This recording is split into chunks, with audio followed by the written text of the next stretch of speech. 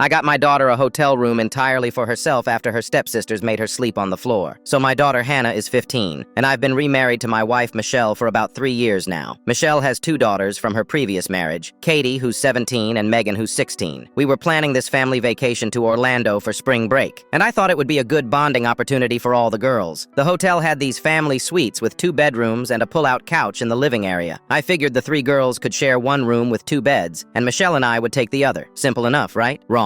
The first night, I'm getting ready for bed around 10:30 when I hear this commotion from the girls' room. I walk over and knock on the door asking if everything's okay. Katie opens it just a crack and says they're fine, just figuring out sleeping arrangements. I could see Hannah in the background sitting on the floor next to her suitcase looking miserable. I asked what was going on, and Katie starts explaining how she and Megan both have back problems and need the beds. She says Hannah's young and flexible, so the floor would be fine for her. I look past Katie and see Hannah has already made herself a little nest with the spare comforter on the hard carpet between the beds. I told Katie that wasn't happening and that they needed to figure out a fair way to share. She gets this attitude and says, Hannah's not even her real sister, so why should she give up her comfort? Megan chimes in from behind her saying Hannah's dad can deal with it if he doesn't like their arrangement. Michelle comes over at this point asking what's wrong. When I explain the situation, she just kind of shrugs and says the girls worked it out themselves. She suggests maybe Hannah could sleep on the pull-out couch in the living room if the floor is too uncomfortable. I'm standing there thinking this is insane. My daughter is being treated like some kind of unwanted